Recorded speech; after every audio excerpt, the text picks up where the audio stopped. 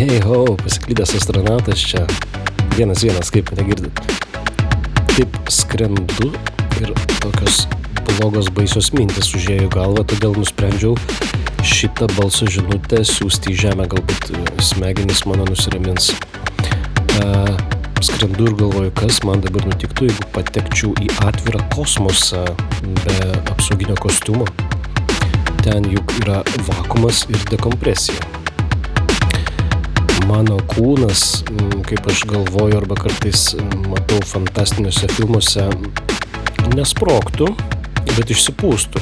Be atmosferos slėgio kraujas ir kiti skysčiai pradėtų garuoti. Tačiau mano odos elastingumas neleistų kūnui tiesioginę prasme sprogti arba plyšti. Skysčiai kraujyje pradėtų virti, o ištiktų ebuliacija. Vakuume virimo temperatūra žymiai sumažėja. Tai gali sukelti audinių patinimą ir rimtus pažeidimus.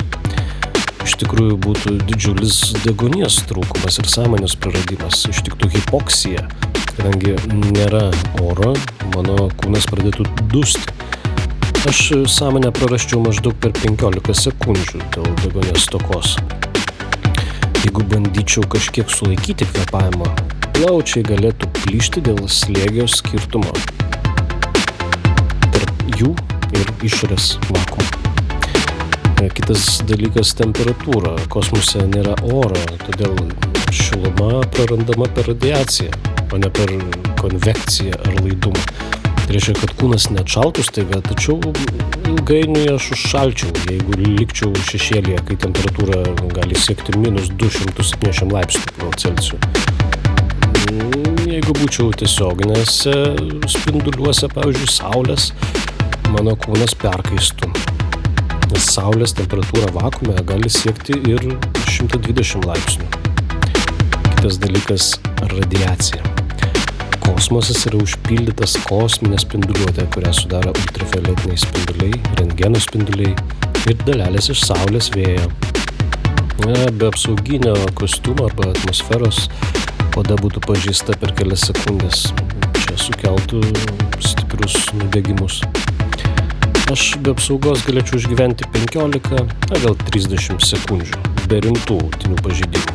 Be jokios pagalbos, po 1 ir 2 minučių smegenys būtų negrįžtamai pažeistos, o širdis tiesiog sustotų. Baisu. O kas nutiktų kūnui po mirties? Jei kūnas liktų kosmose, jis negestų įprastų būdų, nes nėra mikroorganizmų, kurie skaidytų audinius. Kūnas arba išliktų nepakitęs, jei būtų vakuume šešėlyje, arba pamažu išdžiūtų ir mumifikuotųsi nuo radiacijos ir išgaravimo. Kosmosas yra viena pavojingiausių žmonėms vietų, todėl erdvėlaiviai ir kostiumai sukurti taip, kad apsaugotų nuo visų šitų pavojų. Be jų, žmogus miršta beveik akimirksniu dėl dekompresijos ir deguonies trūkumo. Gerai, man ramiau. O dabar iki. Užsukite Patreoną, prenumeruokit.